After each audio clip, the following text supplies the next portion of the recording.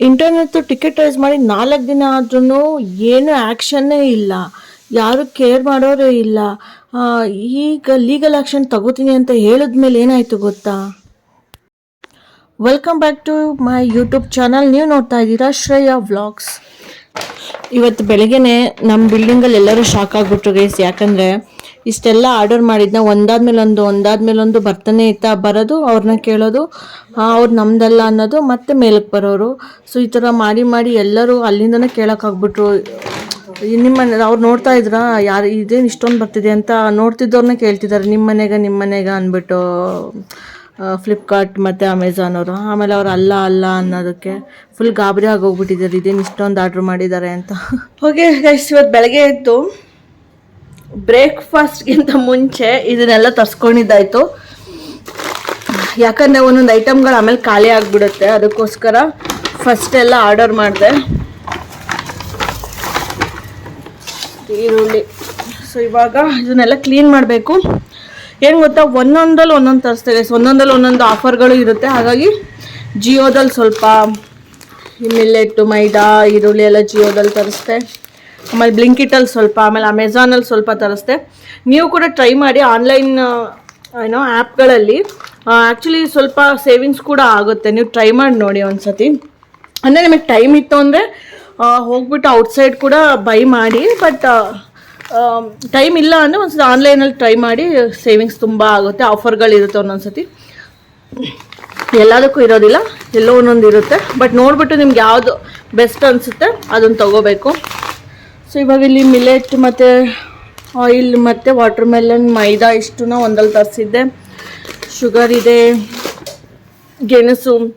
ಇನ್ನೊಂದೇನು ಗೊತ್ತಾ, ನಿಮಗೆ ಯೂಸು ಏನಾದರೂ ಸ್ವಲ್ಪ ಡ್ಯಾಮೇಜ್ ಆಗಿದ್ದ ಪ್ರಾಡಕ್ಟ್ ಅಂತ ಅಂದರೆ ನಿಮ್ಗೆ ರೀಫಂಡ್ ಆಗ್ತಾರೆ. ಈಗ ನೋಡಿ, ಇದು ಗೆಣಸಿಂದು ನನಗೆ ಇಷ್ಟ ಆಗಲಿಲ್ಲ, ಇಲ್ಲೇನೋ ಇದು ಬಂದಿದೆ, ಮತ್ತು ಇಲ್ಲೊಂದು ಸ್ವಲ್ಪ ಒಂಥರ ಡಿಸ್ಕಲರೇಷನ್ ಥರ ಇದೆ. ಸೊ ನಾನು ರೀಫಂಡ್ ಇದನ್ನು ಅಪ್ಲೈ ಮಾಡಿದೆ. ಸೊ ರೀಫಂಡ್ ಬಂತು. ಆ್ಯಂಡ್ ಮಸ್ಕ್ ಮೆಲನ್ ತರಿಸಿದ್ದೆ. ಆ್ಯಕ್ಚುಲಿ ಏನು ಗೊತ್ತಿದೆ, ಈ ತುಪ್ಪ ಮತ್ತು ಎಣ್ಣೆಯಲ್ಲಿ ಎಷ್ಟು ಕಾಸ್ಟ್ಲಿ ಆಗಿಬಿಟ್ಟಿದೆ ಗೊತ್ತಾ.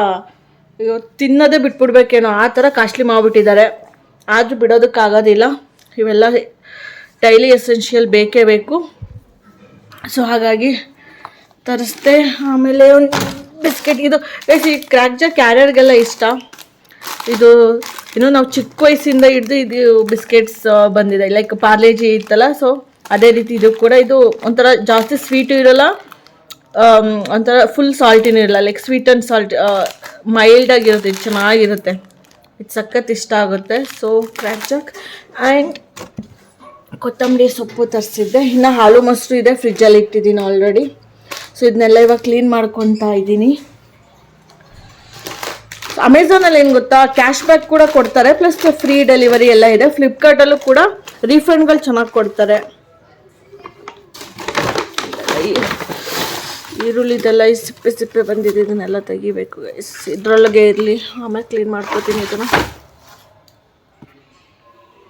ಗೈಸ್ ಇಲ್ಲಿ ನೋಡಿ, ಬ್ಲಿಂಕಿಟಿಂದ imagine this is your partner's heart, can you fill it with all the little things they love ಅಂತ ಕೊಟ್ಟಿದ್ದಾರೆ. ಚೆನ್ನಾಗಿದೆ. ಒಂಥರ ಕಟ್ ಮಾಡಿ ಇಟ್ಕೊಬಿಟ್ಟು ಇದರಲ್ಲಿ ಏನೇನಾದರೂ ಬರೀಬೋದು. ಪೇರೆಂಟ್ಸ್ಗಾಯಿತು, ಸಿಸ್ಟರ್ಸ್ಗಾಯಿತು, ಬ್ರದರ್ಸ್ಗಾಯಿತು, ಇದರಲ್ಲಿ ಏನೇನಾದರೂ ಬರೀಬೋದು ಗೈಸ್. ಚೆನ್ನಾಗಿದೆ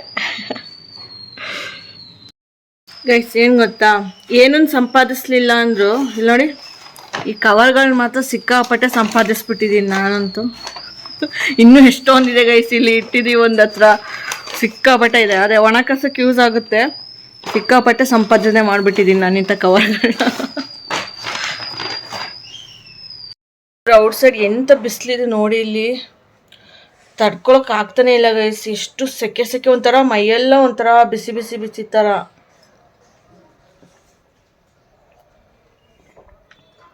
ನೀರು ಕುಡಿದ್ರೂ ಸಾಕಾಗ್ತಿಲ್ಲ, ಎಷ್ಟು ನೋಡಿ ಒಳಗೆಲ್ಲ ಬಿಸಿಲು ಹಂಗೆ ಬರುತ್ತೆ. ಇಲ್ಲಿ ಸಖತ್ತು ಬಿಸಿಯಾಗಿ ಹೋಗಿರುತ್ತೆ ರಾತ್ರಿನೂ ಕೂಡ. ಫ್ಯಾನು ಏನೂ ವರ್ಕ್ ಆಗಲ್ಲ ಇದ್ರ ಸೆಕೆ ಮುಂದೆ, ಯಾವ ಫ್ಯಾನು ಇಲ್ಲ ಗೈಸ್, ಅಷ್ಟು ಸೆಕೆ.